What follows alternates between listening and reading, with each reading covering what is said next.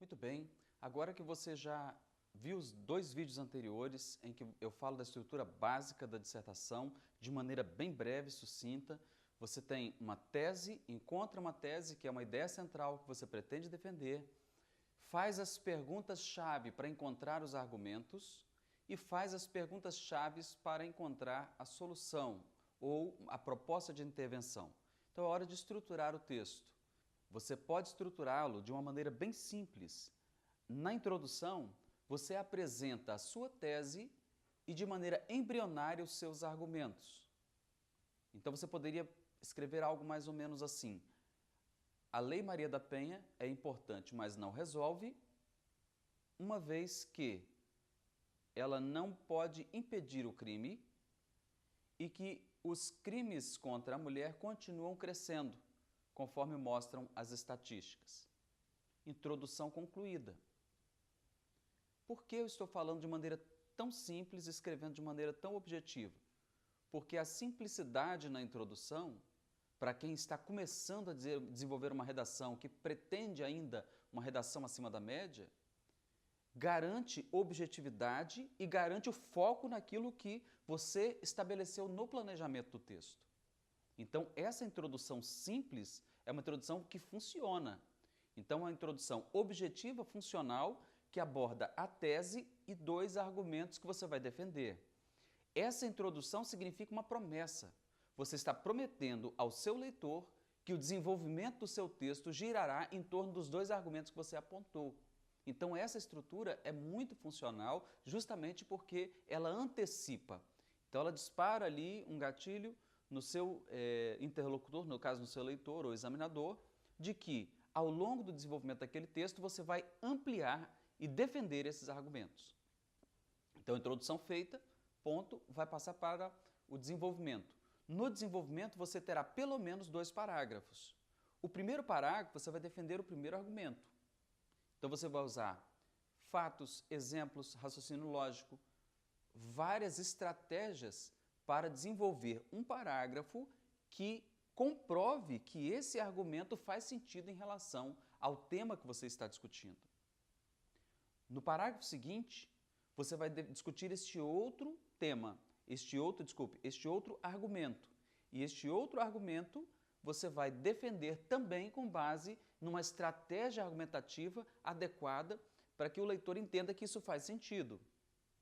Feito isso, então você tem uma introdução em que você apresenta a sua tese e os seus argumentos de maneira embrionária. Você tem um parágrafo de desenvolvimento em que você apresenta o argumento 1 que você estabeleceu e discute esse argumento de maneira mais ampla. E no terceiro parágrafo, argumento 2, discutindo o segundo argumento e articulando agora os 3 primeiros parágrafos do texto. E aí você tem as perguntas que você se fez. Se a Lei Maria da Penha é importante, como amplificar? Como conferir ainda mais importância para ela? Seria, por exemplo, ampliando, intensificando a penalidade?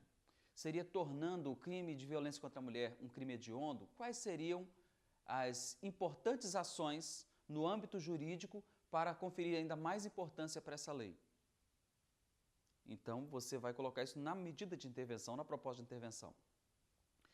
E você vai se fazer a segunda pergunta. Né? Se a Lei Maria da Penha é importante, mas não resolve, se ela não resolve, o que é que resolve no combate à violência contra a mulher? E aí você vai trabalhar isso também como proposta de intervenção. Então, a sua conclusão agora, ela traz a resposta para essas duas questões e articula de modo a fechar o texto com uma introdução objetiva e funcional, 2 parágrafos de desenvolvimento que abordam os temas, os argumentos que você escolheu para defender a sua tese e uma conclusão que aponta medidas de intervenção totalmente focadas na sua tese, no seu posicionamento. Então você tem pelo menos 4 parágrafos na estrutura do texto dissertativo que você deseja. Como você tem até 30 linhas para escrever, a minha recomendação é que você fique sempre no limite máximo e não no mínimo. Que você amplie a sua discussão com exemplos, fatos, e a coletânea da prova do Enem já traz informações que você pode aproveitar.